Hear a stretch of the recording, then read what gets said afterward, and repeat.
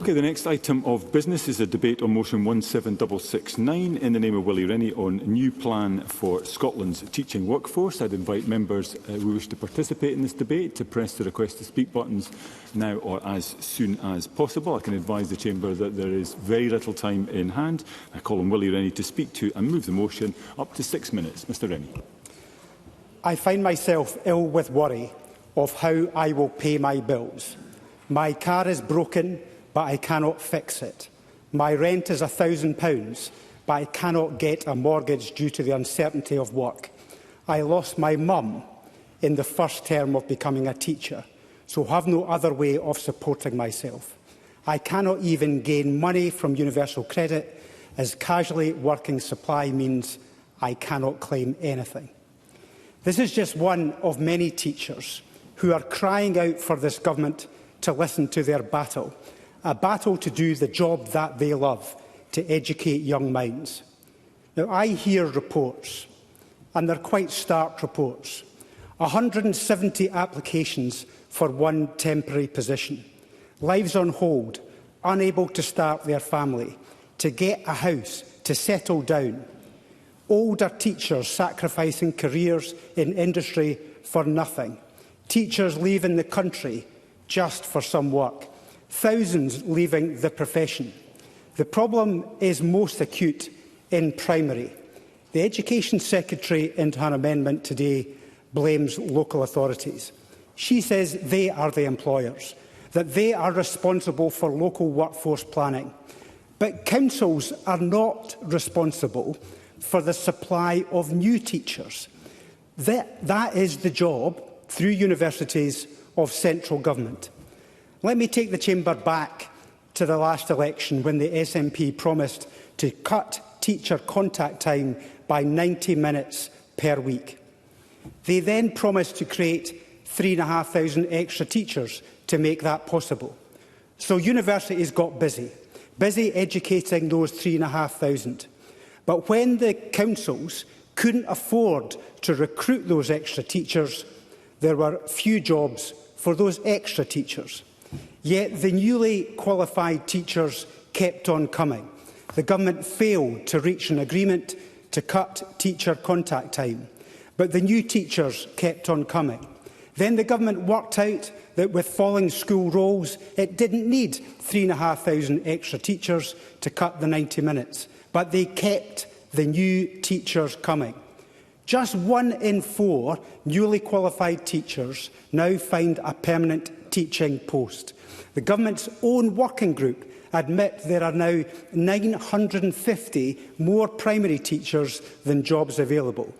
The result is those 950 plus many more teachers with short-term, 0 hours jobs or no job at all, struggling to pay the bills, battling to stay in teaching, with the government pretending it is nothing to do with them.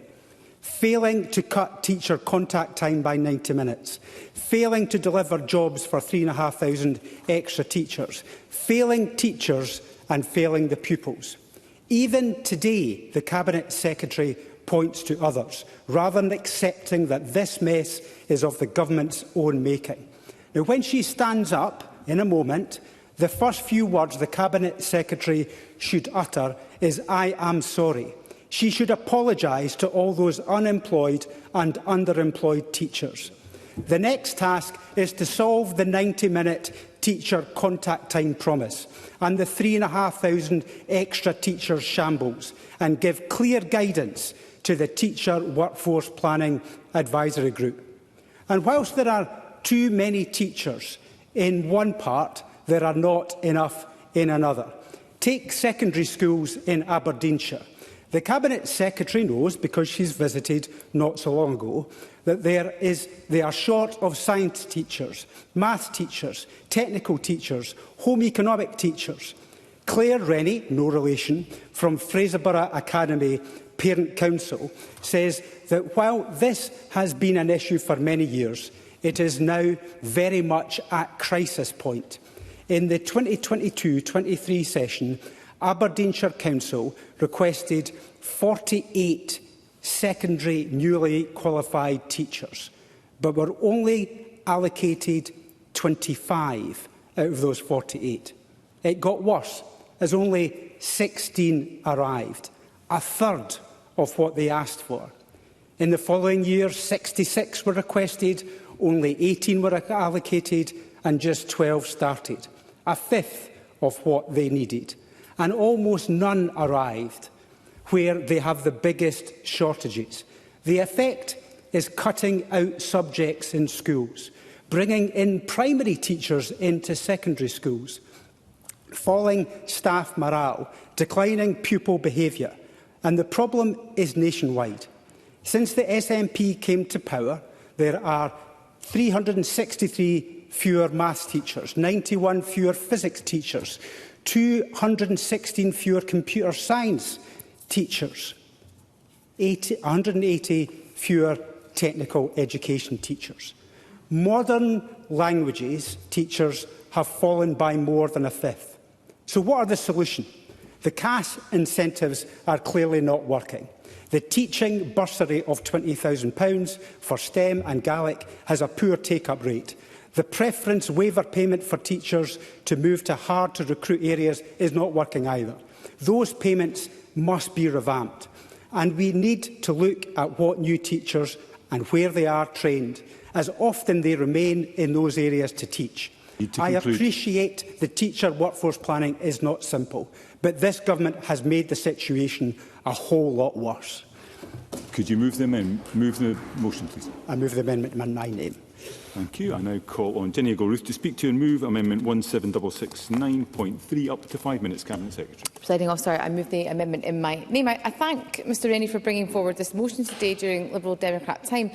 I thought the story that he set out at the start was deeply emotional, and I would ask if he's able to share details of that case with my office. I'd be really keen to look into the specifics and to see what assistance, if any, my officials and I might be able to provide. I want to start by recognising and acknowledging the challenges that the motion sets out around teacher recruitment and employment. And Mr Rennie, in his concluding remarks, spoke to this not being a simplistic answer, noting, of course, the shared responsibilities. And I think it's important that we don't apportion blame, that we talk about the shared responsibilities which do exist legally in law at the current time in terms of how our education system is structured. But I want to listen today to the challenge from the opposition and engage on where, collectively, working with local government, we can seek to drive the improvements that are needed in Scotland's schools. We all know that teacher recruitment is an enabler in terms of driving that improvement. And we know that teacher recruitment is a challenge that's not unique to Scotland. So I was in London last week at the World Education Forum, where I met with fellow education ministers from all over the world, and we talked about this issue in their countries, which exist in a range of different subject areas. In England, we know that for all but in one of the last 10 years, the Department for Education has missed its target for those starting secondary school teacher training. In Wales, the Chief Inspector has raised similar concerns in terms of the impact recruitment is having on the curriculum. And we also know that post-pandemic, the United Nations has suggested that the COVID pandemic affected public perceptions of teaching. And in their global report on teachers last year, they found that the pandemic had in some ways improved public perceptions of the status of teaching. But according to the UN, this perceived change was temporary. Now, that global context, Presiding Officer, I think is really important, because in Scotland our teachers remain the best paid in these islands with the lowest pupil-teacher ratio. But teaching also needs to be an attractive vocation. For that to happen, people need to feel valued. I had a modern studies teacher who used to talk about that light bulb moment, the moment when in teaching a concept you could almost see a child understand and develop their knowledge. Our teachers make a difference every day. So post-pandemic, we need a concerted effort to celebrate the positive importance of teachers in our schools. That is why later this year the Government will introduce a new teacher recruitment marketing campaign to encourage more students to take up a career in teaching. And I hope colleagues across the Chamber will be able to support this campaign if we are to deliver on reducing class contact. We know that we need more teachers in Scotland's schools. And happy to do so. Jackie Dunbar. I thank the Cabinet Secretary for taking the intervention. Does the Cabinet Secretary agree that there's also a role for other partners in workforce planning, universities, for example, to make sure that we've got the right allocation of teachers across the board? Cabinet Secretary. I very much agree with the sentiments expressed by the member, and of course our universities are involved directly in that national workforce planning at the current time. I want to touch briefly on the teacher induction scheme. I'm very conscious of time, Ms Duncan Glancy. I have 1 minute left, but I want to touch briefly on the teacher induction scheme, which has served us well for many years. But I have discussed this, I think, with colleagues across the chamber in recent weeks. But I do want to confirm today that the government will be reviewing our teacher induction scheme and that probationary allocation for new teachers to identify the strengths and the areas for improvement to support new teachers into the profession. I think this speaks to the point that Mr Rennie was making in relation to Aberdeen Council in terms of their probationary allocation. We need to review the scheme in terms of how it's working. At the current time, of course, probation is fully funded by the government. £40 million a year is the average cost. So it's imperative that the government, in investing in that scheme, in investing in free tuition, is also seeing that buyback in terms of the permanent post challenge that Mr Rennie alludes to. And he talked, of course, the role of local government. And I do want to touch on, of course, the government's deal with local government, which saw an extra amount of funding, £186.5 million, going to our local authorities to help support extra teachers in Scotland's schools. I'm happy to give way on that point, Presiding Officer, conscious of time. Willie Rennie, very briefly. When is she going to mention unemployed primary school teachers? Cabinet Secretary. Presiding Officer, I have a 5-minute speech. I have less than a minute left. I'd like to come on to talk about that issue, because some of the part of the issue here is in terms of our primary teachers specifically. Less so an issue in our secondary schools, although the member's motion today talks to some of the issues around about subject specialisms. In terms of our primary schools, I'm very keen to look at working with the GTCS on how we can support some of those primary teachers who are unable to gain employment in transitioning perhaps into ASM posts or into secondary. We need to support the GTCS to that end. I'm more than happy to engage with the member and with members across the chamber on that point. The budget, again, the second part of my contribution, Presiding Officer, made an extra £29 million available, and that was ring-fenced for local authorities to use that extra funding to employ ASN specialists. So there are opportunities for some in primary who may not be able to obtain posts to divert into other career options. I appreciate that might not be for all. But I think, Presiding Officer, it's important to recognise there are challenges here but opportunities for us to work differently. We have to do that with local government. I don't think a single amendment today is suggesting otherwise. I have to, in terms of legal responsibilities as Cabinet Secretary, work with local government on improving the availability of permanent posts, which is exactly the point Mr Rennie was making. That's why in the budget I protected and uplifted the value going to our local authorities. And I sincerely hope that every local authority in the country, including of course Fife Council, where the Liberal Democrats supported the budget by the Labour administration, are going to be able to work back to the 2023 teacher numbers, which of course was what the budget settlement was predicated on. Presiding Officer, I'm conscious of time, but I am keen to listen today to the debate and to respond more fully in my closing remarks. Thank you. I now call on Miles Biggs to speak to move Amendment 1766. Thank you, 9.2, up to 4 minutes, Mr President. Thank you, Deputy Presiding Officer. And can I start by thanking Willie Rennie and the Liberal Democrats for using their party business to bring forward this debate. And I think it's really important that we do actually highlight the pressures facing the teaching workforce in the Chamber today. And I'm sure everyone will remember a positive role a teacher has made in their lives, from giving them a love or aspiration to study a subject, or the focus which is often needed to achieve their dreams.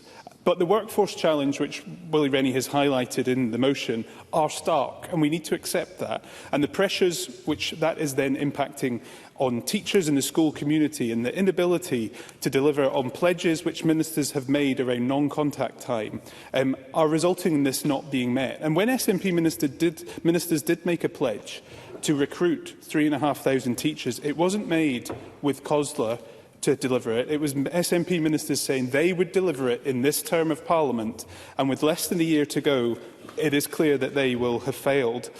And in this pledge was made after 14 years of the same party being in office, and is now likely to be missed by the end of this Parliament. Now, I agree with the call on the Scottish Government to develop a new urgent plan for the teaching workforce, and working with stakeholders on that. That should have been done at the very start of their time in office. That is why Scottish Conservatives support a national coordinated education workforce plan, including around ASN workforce, to deliver the additional support workers and classroom assistants across our local authorities. This morning, the Education Committee heard about the skills gap that is needed to align the needs of our economy with the subject availability and choice in our schools. And I think that was a key part of Willie Rennie's motion for today's debate as well.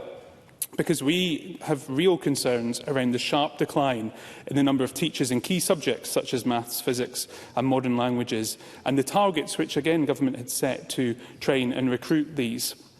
And that's why yesterday I met with the Royal College of Chemistry to discuss their report on the future workforce and educational pathways. I don't know if the Cabinet Secretaries had a chance to meet with them, but I think there's a lot of positive suggestions around what could be done to potentially grow the teaching professionals in these subjects, because that is where growth in our economy will come and where subject choice is absolutely critical. So I hope we will also see ministers take on board from today's debate the need to update Parliament on what will actually happen around STEM, and I hope we will see a commitment from the Cabinet Secretary or the Minister to use government debate time on this important issues and the recommendations how STEM targets will be met, as there seems to be very little focus on this, and certainly not in the government amendment for today either. So to conclude, Deputy Presiding Officer, in this short debate, speaking to teachers, the message is clear. They feel overworked, undervalued and are facing pressures in the classroom they never expected they would in their professional lives. Instead of receiving the support and resources they need, they face rising workloads, growing pupil violence and pressures to plug gaps caused by failures of ministers to plan. With fewer people entering the profession and more feeling they have to leave, the SNP has made teaching in Scotland increasingly unsustainable. I hope today's debate has genuinely presented an opportunity to highlight the pressures facing our workforce and the teaching workforce across Scotland. The Cabinet Secretary and SNP ministers have problems piling high on their desk with our education system, but getting the workforce challenges resolved must be the first step in developing those solutions, and I move the amendment in my name. Thank you. Thank you. And I now call on Pam Duncan-Glancy to speak to and move Amendment 17669.1. Up to 4 minutes. Ms Duncan-Glancy. Thank you, Deputy Presiding Officer, and I move the amendment in my name. And I'd like to begin by thanking Willie Rennie and the Scottish Liberal Democrats for bringing this crucial motion to the Chamber, which we will support at decision time today.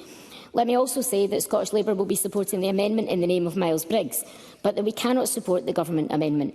We cannot support it, Presiding Officer, because it deletes crucial aspects of the motion. The recognition that the failure of the Government to recruit staff needed is critical to the issues we see in schools today. But again, today the Cabinet Secretary hasn't helped with the perception that they don't take responsibility for this by pointing at it being worse elsewhere, that council should act, that universities should be the workforce planners and that GTCS should step in. Nothing of what the Government will do. So I ask the question, when will the Government provide the leadership that is so desperately needed on this? The Government amendment also deletes the call for the Government to provide leadership needed on a workforce plan and instead replaces the commitment with warm words on partnership working. We cannot support a Government amendment that passes the buck to local authorities, the very local authorities that has failed to provide support and resources to do the job. That's not leadership. That is the Scottish Government that sets national priorities. It is they who made promises, and it is them who must now be held to account. And if the Cabinet Secretary is prepared to explain how she will take responsibility, I'd be happy to take the intervention. Cabinet Secretary, briefly. I'm here taking responsibility today, Presiding Officer, as Cabinet Secretary, but I gently say to the member this. Local authorities employ our teachers, not the Scottish Government. We have to work in partnership with our councils. Would the member please accept that point, or is she proposing a separate and new approach to the employment of Scotland's teachers, with them coming out of local government employment? I think I would be keen to understand that. Pam Duncan-Glancy. I thank the Cabinet Secretary for that answer. And the fact that the Cabinet Secretary cannot see that we have gaps in some areas and in some subjects, that we've got teachers without jobs in some areas and in some subjects, that this needs the overview, the strategic approach that government and only government can provide to support the shared responsibility for local authorities to support the teaching and schools workforce. That the Cabinet Secretary can't see that that is crucial is exactly why I think we're in the situation we're in today and schools face the problems they face. Presiding Officer, not accepting that this failure to deliver on teacher numbers, for example, a key manifesto commitment of the SNP, and the now over a year overdue workforce plan, shows, I'm afraid, a disconnect with reality in schools. The reality that the teaching profession is in crisis. To avoid having teachers without jobs, subjects without teachers and pupils without stability, we need the government-led workforce plan, because it is this lack of strategic overview of having the right staff in the right place that drives the crisis we see. It underpins the lack of support for pupils with ASN. It is, as the amendment in Miles Briggs' name. highlights, creates the environment in schools where the mental health and mental well-being of staff and pupils is unsupported, leading to distressed behaviour and, in some cases, violence. And ultimately, as the EIS campaign highlights, it undermines quality education in Scotland. Presiding Officer, none of this is new, though. Last year, Scottish Labour warned of this growing precarity in the profession, of the damage that short-term contracts and underemployment were doing to teacher morale and retention last year, and Parliament supported our amendment to address this then. But a year on, little has changed. That's why today we will try again through our amendment to get the Government to recognise the scale of the problem and act accordingly. Our amendment calls today for a consistent national system of supply to reduce the uncertainty of work week to week and widen the pool from which schools can access teachers. It calls for pupil equity funding to be made permanent so that schools can plan ahead. It calls for reform of the teacher census so we know where the gaps are and where resources need to go. And it calls for alignment of teacher training places with workforce needs so that the ridiculous situation where qualified and experienced primary teachers cannot access permanent jobs but at the same time are burning out. We also have some subjects without teachers. And in relation to subject-specific issues, lastly, we are calling for clear data on the number of senior phase lessons being taught by non-subject specialists. That is the action that's needed to save the teaching workforce in Scotland. Thank you, Presiding Officer. Thank you, Ms Duncan Glancy. I now call Maggie Chapman. Up to 4 minutes. Ms Chapman. Thank you, Presiding Officer. £145 million, now £186.5 million, should be enough to move every teacher on a temporary contract in Scotland into a permanent role and include the recruitment of hundreds of more permanent teaching posts on top of that. That sum of money was one of the more significant budgetary requests made by the Greens as part of the Butte House Agreement. Our intent was clear: to grow Scotland's teaching workforce, yet for several years teacher numbers have not increased as planned. Several factors have contributed to this outcome. Inflation eroding the value of that budget, the teacher pay deal, although absolutely necessary, further constraining spending flexibility. The same amount of cash from 3 or 4 years ago just doesn't go as far as it used to, especially in education. The same amount of money will not recruit the same number of teachers as it once would have done. Something clearly went wrong, given the original £145 million to increase teacher numbers was there, yet we had fewer teachers at the end of the first financial year. Of course, that's not all down to the Scottish Government. Many councils did not even touch their allocation of the funding for the desired purpose. The reasons behind this are entirely understandable and boil down, I think, to 3 points. The Government wants to see teacher numbers increase. Councils want to avoid making cuts in departments other than education. And the money to do both just isn't there at the volume that is needed. The funding question needs to be resolved in the medium to long term, which is why this issue, as so many do, boils down to one of finance. There are things, of course, that the Scottish Government can and should be doing now, however. The most obvious would be re-evaluation of council tax, something that in principle appears to have the support of Parliament, but in practice does not. Councils having far more autonomy over their finances and the power to raise revenue would enable them to make longer-term decisions, which should reduce that reliance on government top-up to prop them up when it comes to workforce planning. But we keep coming back to the issue of workforce planning on a regular basis, as Duncan Glancy has already highlighted in Parliament. It's an easy one in many ways to bash the government over the head with, but that approach hasn't got us anywhere. Something in this tension between government and COSLA has to give. The conflict in education we constantly battle with is the premise that education is a national issue on which the government is judged, when local authorities are the ones that are tasked with delivering that education. So there is a clear need for dialogue on funding in schools. There's a need for the government and COSLA to show goodwill to each other, to act in good faith. Yes, it is valid for the government to be frustrated at local authorities for spending hundreds of millions of pounds with no clear outcome. And as much as I have sympathy for the government here, COSLA are also right to argue that the issues of teacher numbers, National Care Service, council tax freeze, to name just a few examples, these things should be discussed outside of the budget process. They are not just budgetary decisions. We need, as has already been mentioned, that overall strategy and partnership working. Without reforming how councils are funded, however, and how education is planned nationally, we will keep repeating the cycle of failed delivery over and over again. Teachers and young people are suffering, as Willie Rennie highlighted so clearly in his opening speech. But compromise is possible. We can all see a way forward, but everyone has to be willing to work together in good faith to get to that place where we have the right teachers in the right place, supporting all of our young people as we know they can. Thank you. Thank you, Ms Chapman. We move to the open debate. I call first Jamie Green, to be followed by Jackie Dunbar. Up to 4 minutes. Mr Green. Thank you. It's hard to believe after 17 years in government we're actually having this debate. We really shouldn't be, but here we are. Let's not beat about the bush, Cabinet Secretary. There is a crisis in teaching in Scotland. On one hand, we're short of teachers in key subject areas like STEM and modern languages.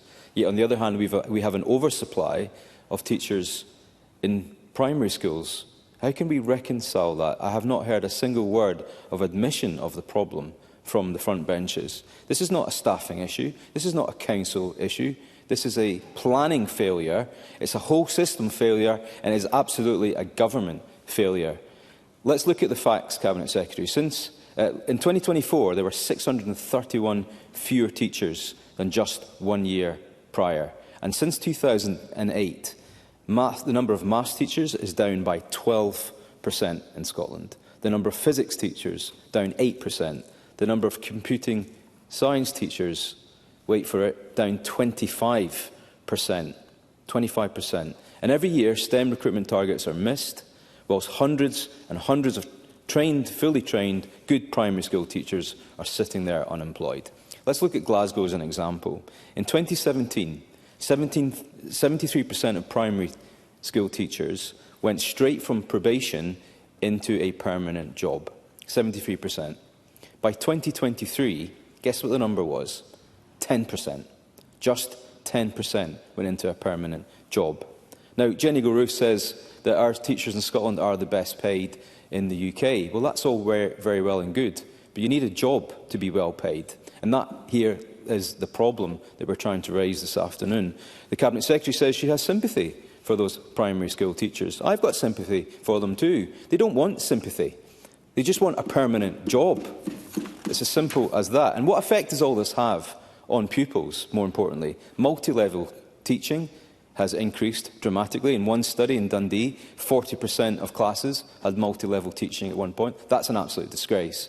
According to the University of Stirling, there has been, and I quote their words, a clear reduction in the number of subjects offered under this government. Enlighten Scotland told us that 1 in 8 of secondary school pupils go to a school with no qualified computer science teacher at all. And in rural areas, this rises to as much as 50%.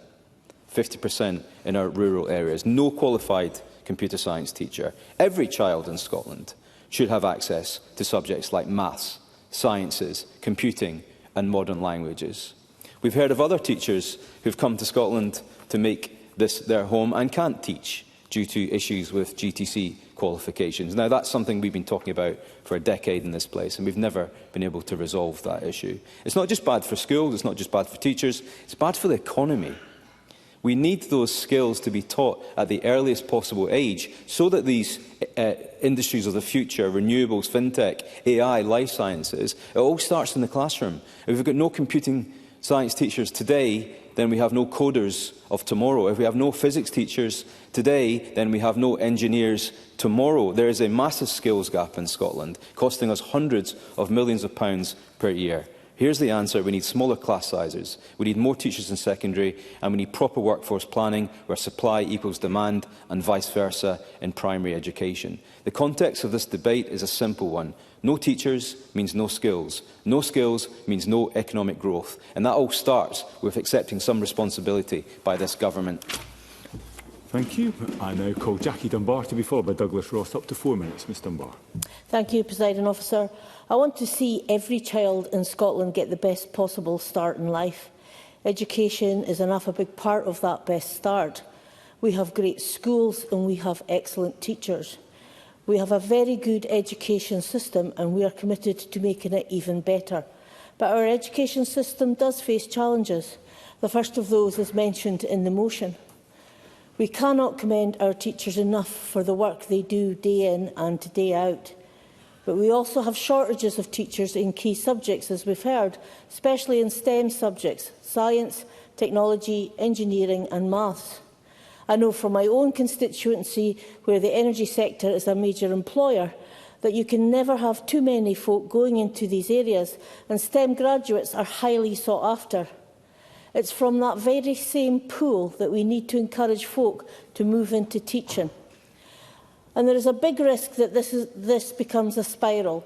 If fewer STEM teachers mean fewer studying these subjects throughout school, then fewer folk will study them at university, then there's fewer graduates to recruit teachers from.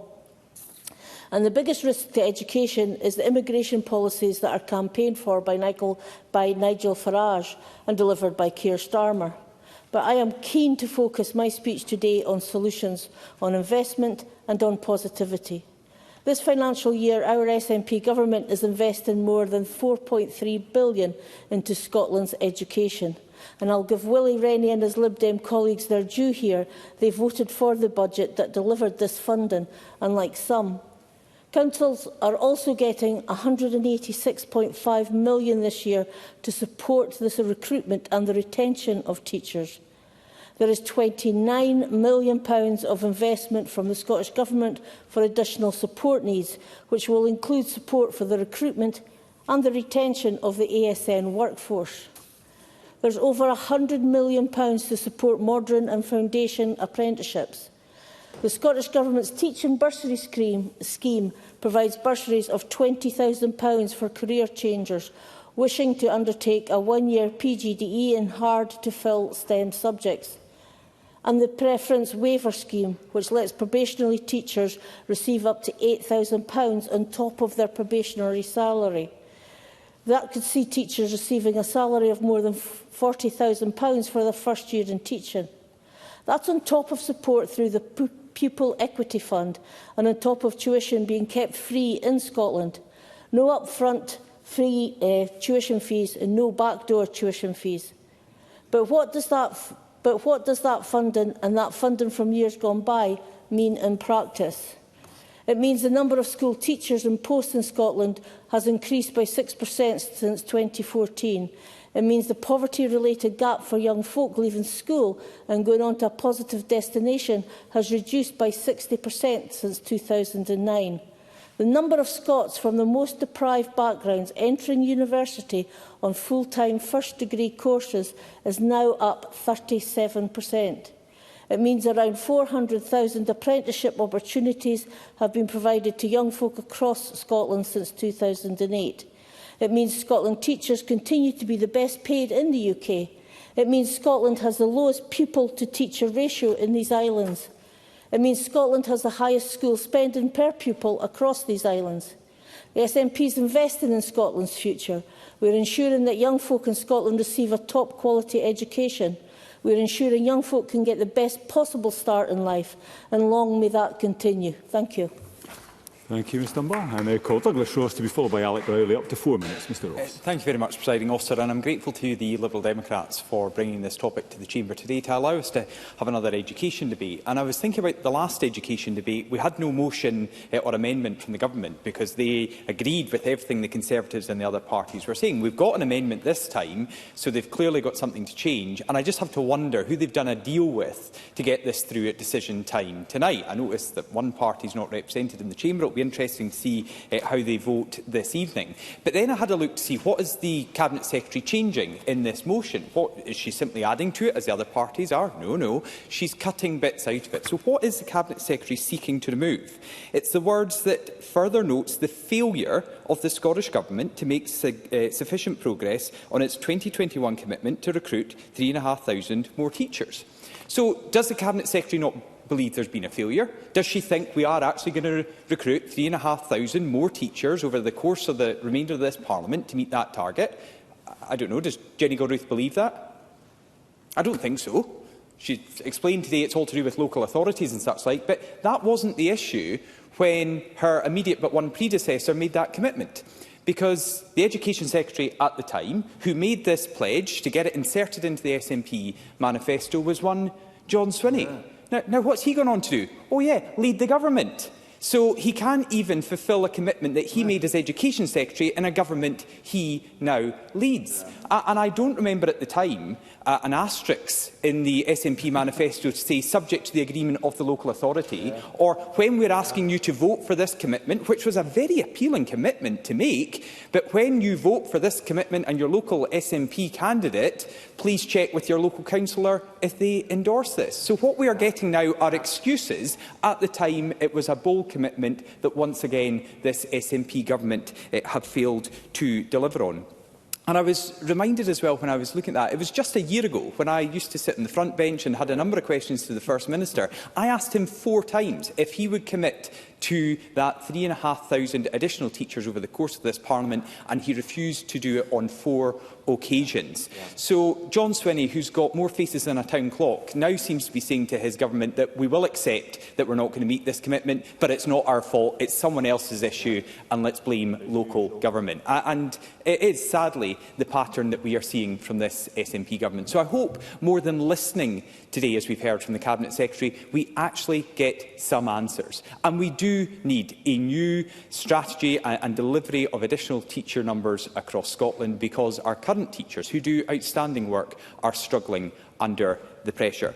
I want to finish with some comments from a local teacher who's contacted me from the Highlands. And I hope the Cabinet Secretary can maybe take this away, because this is less partisan, I would say, or reference it in her closing remarks. But this is a teacher who tells me she qualified as a primary teacher 5 years ago, having pursued this career with the dream of bringing my skills back to the Highlands, where I grew up and hoped to raise my own family. Now, she chose to be placed anywhere in Scotland in her probationary year, hoping that would increase her chances of securing a permanent role, but she wasn't placed in Highland. So she did her probationary experience elsewhere, and now, for the last 5 years, she tells me she has been actively seeking permanent teaching roles in Highland, but none have been available to external applicants. Now, I accept this is a local authority issue, but I would be interested in the Cabinet Secretary's response to this. Is it right that Highland Council, and I know others, are excluding people who want to move to a part of Scotland where we need people to come, to live, to make their own lives, because these jobs are only for internal-only applicants? And this is someone who has deep connections to the Highlands, who wants to raise her own family there, and is currently being excluded from pursuing her career in teaching in an area she loves. And I hope that's something the Cabinet Secretary can take on board and respond to. Thank you, Presiding Officer. Thank you, Mr Ross. I now call Alec Rowley to be followed by George Adam. Up to 4 minutes, Mr Rowley. Presiding Officer, can I suggest that we will not be able to tackle the workforce challenges in education until we actually tackle the massive issues that this government has failed to tackle across our schools. Jackie Dunbar talked about STEM graduates being highly sought after, and that's right. And if you look at then the challenges that teachers are facing in their school, burnout, behavioural problems, all the issues that's there, you then ask yourself, somebody weighing up where their future career sits after graduation, they're highly likely to go elsewhere than teaching, because it will not always be about money, the stress and everything else that goes these days with being teachers. The record of this SNP government is a record of broken promises. When they were first elected, they were elected on a promise of cutting class sizes. The Cabinet Secretary talks about teacher-pupil ratio and that being lower in Scotland than elsewhere. That may be a generalisation, but in 2022 and 5, I did an FOI asking what the size of class sizes were, and that showed that in local primary schools there were 412 classes with more than 25 pupils. There was 136 classes with more than 30 children in those classes. And I know that in many of those classes you have one teacher to 30 pupils, one teacher to 25 pupils. And teachers have said to me before, we just have not got the time to be able to spend with children, to be able to bring them on. Yet you then have the atrocious situation where far too many children are going for primary school not equipped to be able to then take on the lessons in secondary schools. The Cabinet Secretary, a CELA teacher, will know that for teachers, they expect primary school pupils to come through at a certain level. And if they're not then coming through at that level, they're then spending a lot of time trying to support them. And we then doom too many children to failure. When earlier the Green MSP spoke about budgets, that's right. If you look at local authorities, around 50% of their budget goes on education. When you look at the pressures that they've had over a good number of years, then education has taken its hit off that budget. Councillors sitting around the table trying to put a budget together cannot actually cut budgets without looking at the education service. So we need to address the questions around the resources, the finances, and we need to look at class sizes so that when children are coming through, they're getting the best opportunities to achieve their full potential. Right now, that's been denied, and the Cabinet Secretary has to take some responsibility for this. I was contacted by a young woman in Fife just a few weeks ago who told me that after graduating as a teacher, she got a year temporary contract in a primary school and was loving it, was enjoying that job. Then that came to an end, and now she's running around trying to get a job but not able to get a job in teaching, so is having to look elsewhere. We need more teachers, smaller class sizes. We need to ensure that there are more teaching assistants in our classrooms. We need to look at additional support needs. These are the areas that are coming through time and time again, and this government does not seem to be addressing any of these issues. That's the problem, and that's what needs to happen. We need a government that will accept their responsibility for education. Otherwise, what's the point of having an education secretary? Thank you. And we now come to the final speaker in the open debate, George Adam, again, up to 4 minutes. Mr. Adam. Thank you, Presiding Officer. As I've listened to this debate, what I was planning and saying changed about 3 or 4 times, and there's probably an apology to be made if this speech ends up a bit of a mishmash of everything that's been said so far. But I can start with the bit and the obvious part right at the beginning, and something I think we've all agree on is Scotland's teachers are amongst some of the best and most hard-working in the world. And from Paisley to Peterhead, they show up every day for our young people and share and shape their lives. Their mentors, role models and pillars of our community deserve our heartfelt thanks. Now, I've listened to Willie Rennie and the points he's made in the motion and brought forward by the Lib Dems and the Liberal Democrats in their new promotion to the Premier League. And yes, he makes some valid observations. And it's not all nonsense. And I think this is more admission, Presiding Officer, that my relationship with Willie Rennie is going in a positive manner when I'm saying it's not complete and utter nonsense, because there are some points that he makes that are quite valid, because none of this is easy.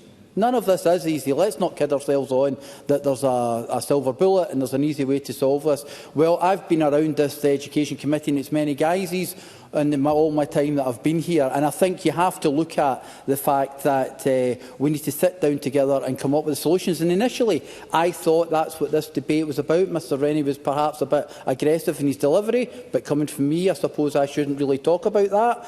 But I think one of the problems I've had to deal with, when you talk about the geographical problems and challenges for those that are training to be teachers, the problem I have in my constituency is young people, I said earlier on, from Paisley to Peterhead. Well, if somebody lives in Paisley and there's a job in Peterhead, they're unlikely to want to go to the job. And I think if the Cabinet mentioned there might be some schemes that we're looking at in the future, we need to find a way to maybe get round that. Because one of the problems you would have is, I can understand why people won't do it, because all the family support are literally around them where they are, and if they're starting a new career, that's exactly what they're wanting.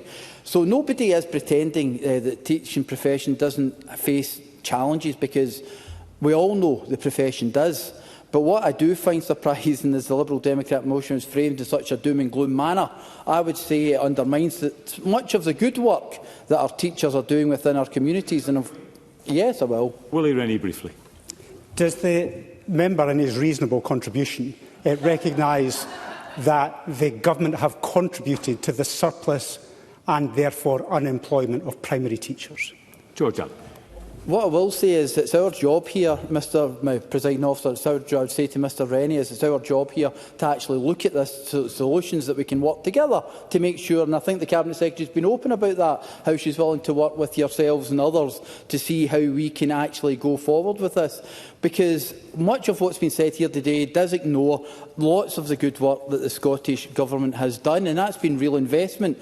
I think the Cabinet Secretary already mentioned the number of teachers in permanent posts have remained stable at more than 80% for the past 10 years, and the amount of school teachers in posts in Scotland have increased by 6% since 2014. So these are good things. I've seen locally how the Attainment Challenge and pupil equity funding has delivered for schools in Renfrewshire and hired additional staff and delivered real improvement and outcomes for kids in our most deprived areas. So that's a step in the right direction as well.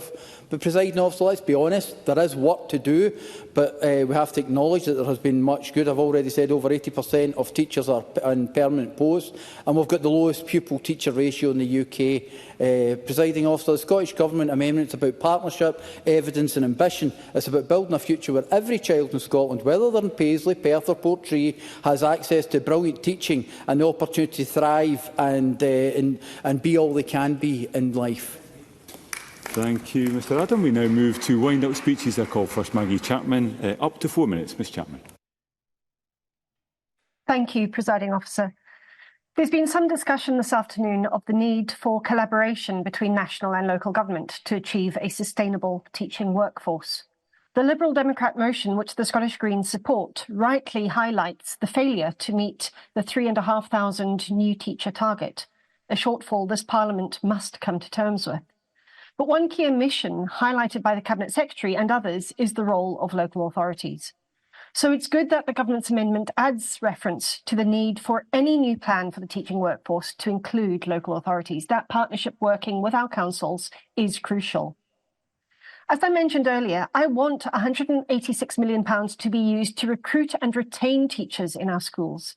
But I also respect that local authority elected representatives have just as much democratic legitimacy as we do, and they are the employers of those who work in our schools. There is obviously a tension between those two positions. The Conservative amendment touches on a number of issues raised in the Chamber during their last party business debate, specifically referring again to pupil support staff, which goes hand in hand with long-term workforce development. One of the issues in relation to support staff is that, starting in around 2019, government statisticians could no longer distinguish between ASN staff and classroom or general pupil support assistants. From that point onwards, they began to group those two categories together in the school staff census. That's why the Scottish Greens worked together with the Cabinet Secretary to develop policy proposals for a system of accreditation and registration for ASN staff. But it's not only support staff. We've seen a significant reduction in ASN teacher numbers relative to the number of pupils. In fact, there has been no increase in the number of ASN teachers in our schools, even in absolute terms. We must give teachers the opportunity to move into ASN specialist teaching as a point of career progression. And the only way that we can encourage more teachers into ASN teaching is by making it a promoted post. Yes, that requires additional resourcing, but so does long-term strategy for teacher workforce recovery. That's why at the root of this debate is something deeper, how we fund education at its core. Scotland's failure to reform local government finance in 25 years is now being felt in our schools. We must give local authorities far more powers to raise revenue.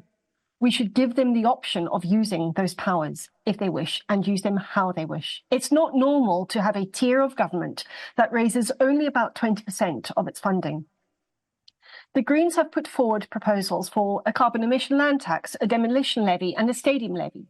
We believe that ultimately councils should have a power of general competence to do that for themselves, to raise that money. But we accept that that will not happen immediately to resolve this issue that we discussed today. Presiding Officer, this important issue cannot be a standoff between Parliament and local authorities, between central planning and local delivery. Nor should we reduce this to a waiting game to see who blinks first.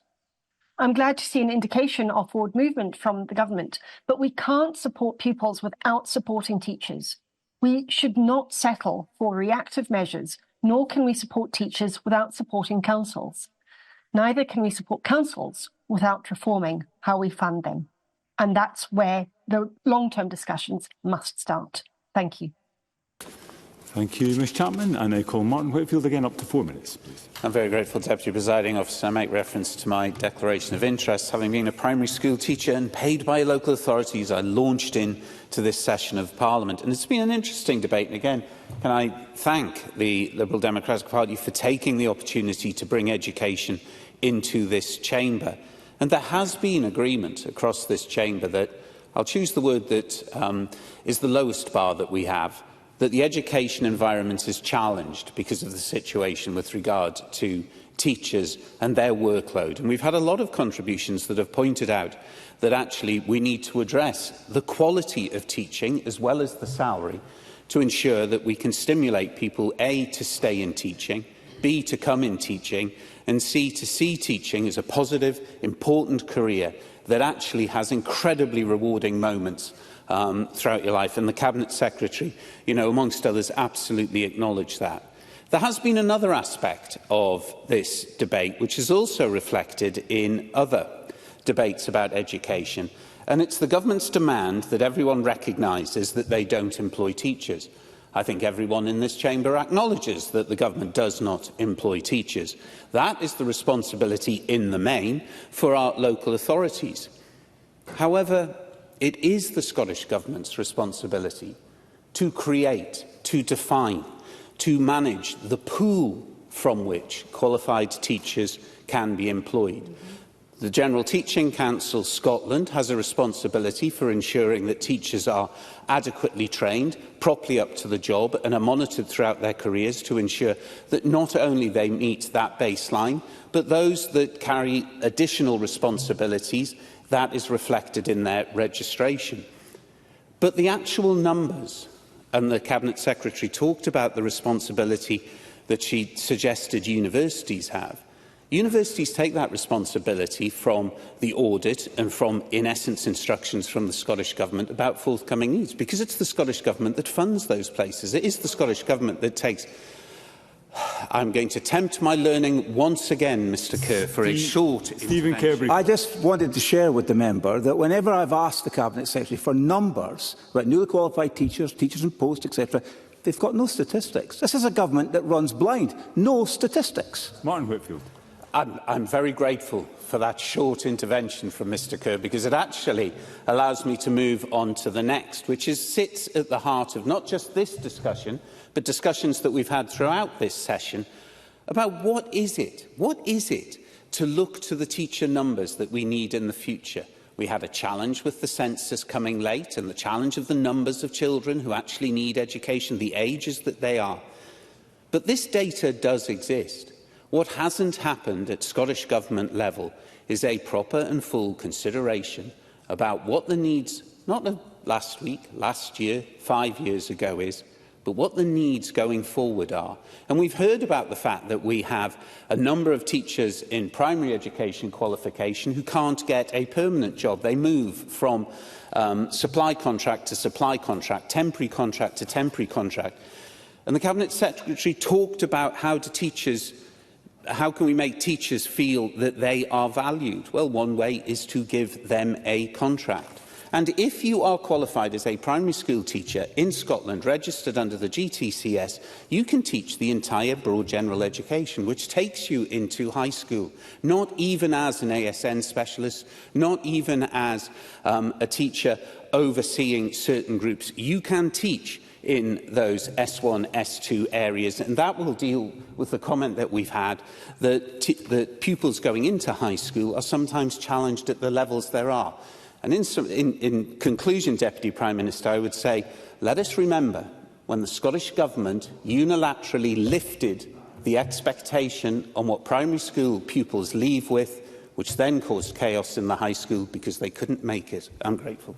Thank you, Mr Whitfield. I now call on Ros McCall. Up to 4 minutes, Ms McCall.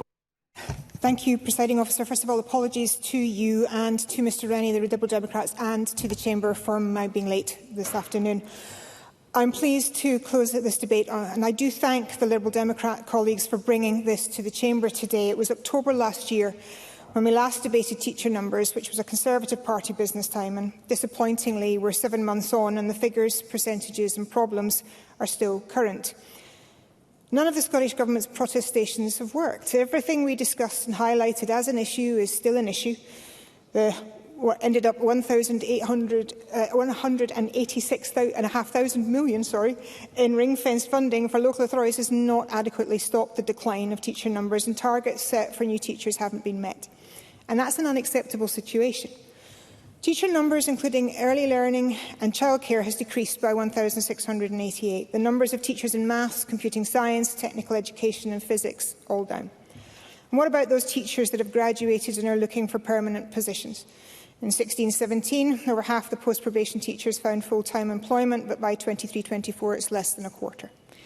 And last year we saw the number of graduates enrolled in PGDE secondary teaching courses affecting English and biology with about half the numbers required, and chemistry, physics, maths and computing all sitting about a third of the teaching targets that were set.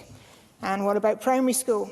As a recent IFS report states, there are also some worrying signs of the impact of this government and council misalignment on newly qualified teachers in Scotland. The share of the new qualified primary school teachers who had permanent contracts in state schools has fallen from 57.6% to 12.8%. That is not a position in Scotland that we want to be at.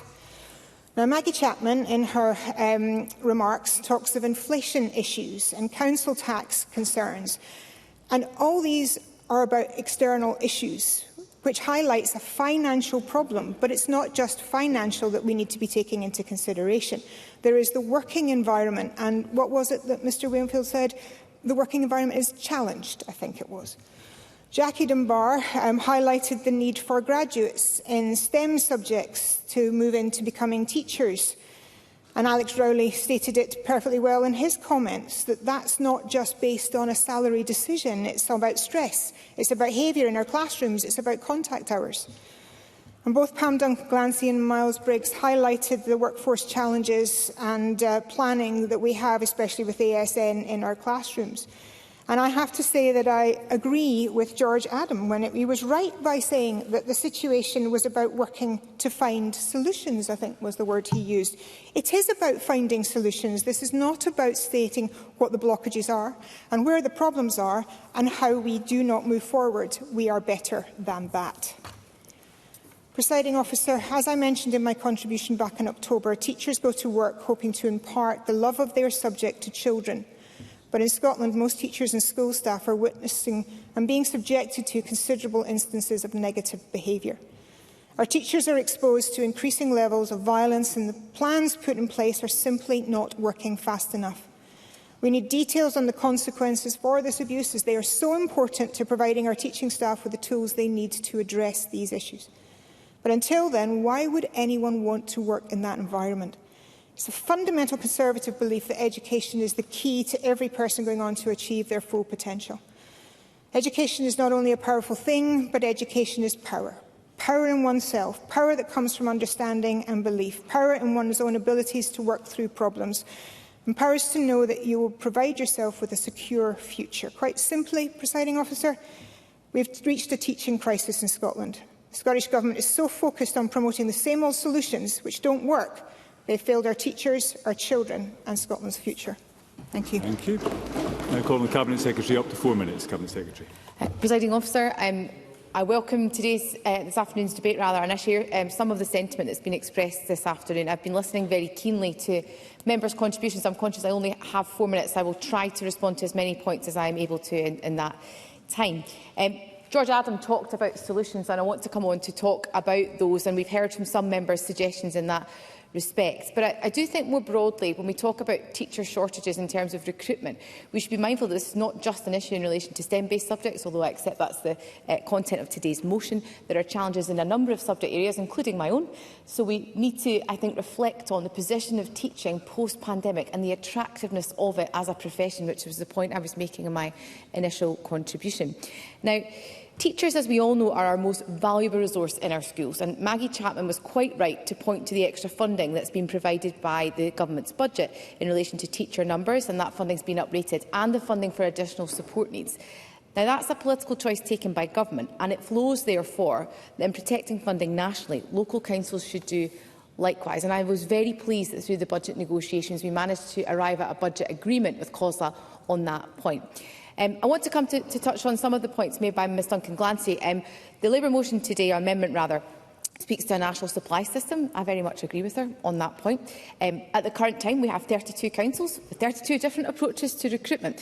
And this was an issue that Douglas Ross raised in relation to his constituent in Murray, and he talked to the recruitment practices in relation to the employment internally of only internal applicants, and that dissuading others from being able to apply. I know that approach was used in Fife Council, where I was last employed before I was a politician back in 2014. To get into Fife Council, there was a very locked approach to teacher recruitment, and that was detrimental to having talent flow into that part of Scotland. And I think in terms of broadening out our recruitment practices, I'd be very supportive of Ms Duncan Glancy's proposals in that space. We have tried previously through the SNCT to do exactly that. We have to get agreement from the teaching unions, from COSLA, to move that forward.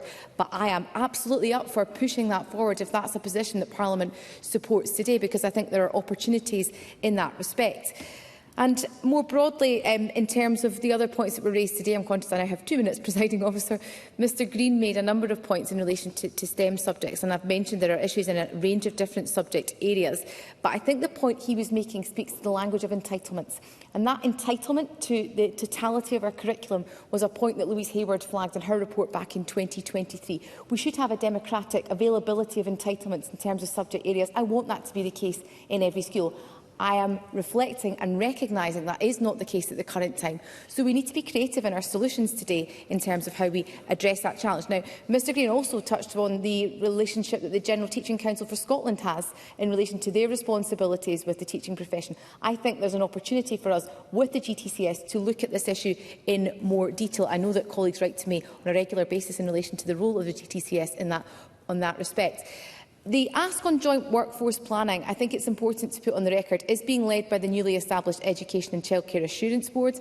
And in terms of responsibilities here, the Government does have responsibility for national workforce planning, but local workforce planning is the responsibility of local authorities. And I don't think I've heard any challenge to that point this afternoon. And it is important too to reflect on the points that Mr Adam made in relation to the number of teachers on a permanent post today. Now, I accept it is challenging in our primary schools at the current time, but across the board we have seen since 2014 approximately 80% of our teachers in permanent posts. We also know that about 3,000 extra staff, including nearly 1,000 teachers today, are being employed through the Scottish Attainment Challenge. That's extra funding coming from the Scottish Government to help support teacher recruitment. I was interested in the Labour amendment today on making the SAC and PEF allocations permanent. And on that point, I'm conscious of time, Presiding Officer, I see a shake of the head, but I am interested in the proposal set out in the Labour amendment today. Of course, the Government has committed to that funding continuing to 26-27. Beyond that, I have to acknowledge, Presiding Officer, there will be an election next year. So I think it's in the gift of the Scottish people how we fund our schools beyond next year. But we have certainly given that commitment, and I know that the Labour Party are also supportive of that funding continuing. Today, I think it is important to recount there is still a lot to be positive about in Scottish education, and we all have a responsibility in here to be mindful of that. We want to encourage people into teaching as a profession, and I know that there is much that members have contributed today in terms of solution, and I commit again today, Presiding Officer, to working with them to that end, to supporting them to drive that improvement in our schools we need, and I move the amendment in my name. Thank you very much. I now call on Beatrice Wishart to wind up the debate up to 6 minutes. Ms Wishart. Thank you, Presiding Officer, and thank you to all those who have contributed to the debate this afternoon. I'd like to pay tribute to teachers across Scotland who are working under increasing pressures, and as George Adam highlighted, they share and shape young people's lives. Willie Rennie touched on at the beginning of the debate the £20,000 bursary for teachers of STEM subjects. and it doesn't seem to have improved recruitment for those subjects. Scottish Liberal Democrats previously pointed to falling numbers of teachers in these subjects since the SNP took power. Technical education and computing studies teachers falling to the lowest level since records began, with a 12% and 8% decrease respectively for maths and physics teachers. I found myself this morning at the Rural Affairs and Islands Committee session when we were scrutinising the Natural Environment Bill. We were hearing about the importance of resource to carry out all the legislation that the Scottish Government is proposing. And I found myself wondering, where are the scientists, the innovators, the marine planners, the data analysts, all needed for the future? Where are they going to come from if STEM subjects are not comprehensively taught in our schools and learners are opened up to the possibilities of future careers? Locally, I've heard from representatives of the Shetland Association of the EIS about pressures on teachers, including unresolved contact time issues. Teachers report an increase of verbal abuse and violence in schools, putting them at risk of harm and increased stress and anxiety. At the same time, learning is seriously disrupted by these incidents in classrooms, disrupting those who do want to learn. And teachers leave the profession because of this and the stress and anxiety they're placed under. And that can't be measured simply in the figures of one less teacher, but a loss of institutional memory and experience, which is a loss to learners and colleagues and mentors to newly qualified teachers joining the profession. And as Willie Rennie stated when he opened the debate, things aren't simple for newly qualified teachers either, with difficulty gaining employment, underemployment, and unreliable zero-hours jobs. That's in spite of some teaching roles having been repeatedly advertised. Data from previous FOI requests by the Scottish Liberal Democrats to all local authorities found that within the past 5 years, data from one of those years showed a post in Aberdeen had been re-advertised 11 times. In that same period, 636 teaching posts were re-advertised. The same data unveiled a post that had gone unfilled for 205 days, and in Shetland, a craft design and technology post was re-advertised 7 times. Turning now to some of the comments from this afternoon. The Education Secretary is, has repeatedly said about the local workforce planning being the responsibility of local authorities, but the government is responsible for the supply. And in terms of the sorry, I've lost. I need to go back to school because I think I can't read my own writing. I would, yes. Martin Whitfield. I'm very grateful to the member taking an intervention. I think she's making a very powerful point about the obligation that rests on the Scottish Government to create the pool from which our qualified teachers can be taken and employed in schools. Beatrice Yeah, Bishop. that's exactly the point I was trying to get across. Thank you, Mr Whitfield. Miles Briggs spoke about the pressure on teachers and the sharp decline in key subjects, which we've already touched on, impacting the subject choice and ultimately the Scottish economy. Jackie Dunbar spoke about the energy sector and the STEM graduates sought after by that sector, but acknowledging that there are shortages in key subjects.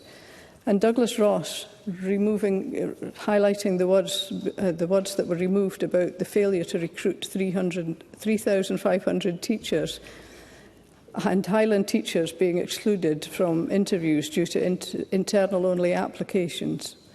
That is, diminishing the opportunities for more teachers to come to the area. And housing is an issue that can impact on recruitment and retention. Alex Rowley, he referred to the class sizes and the impact with one teacher to 25 or 30 pupils, and that transition of primary pupils being ill-equipped to head towards secondary school, and in effect dooming children to failure.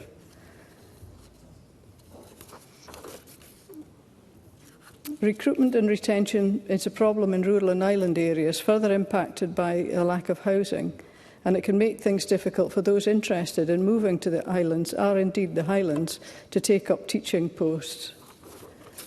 To stray a little into the topic of the next debate this afternoon, EIS surveyed teachers in Shetland, with only 11% of respondents reportedly saying they usually receive the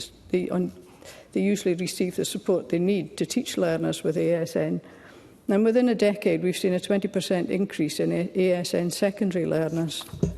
Improvements in diagnosis and reduction of stigma around mental health could contribute to these increases, but it does beg the question of why teachers don't feel supported where we are able to identify learners with ASN. To conclude, Presiding Officer, the lessons on teaching have not been learned, as the motion calls for the Scottish Government needs to work with those in the workforce and with stakeholders to develop a new plan. The longer we wait, the more damage we will be doing to the education of our young people. Young people are our future doctors, future architects, future fishermen, future teachers. What benefits them is of benefit to us all and Scotland's economic growth. Thank you, Ms Wishart. That concludes the debate on a new plan for Scotland's teaching workforce. There will be a brief pause before we move to the next item of business to allow front benches to change.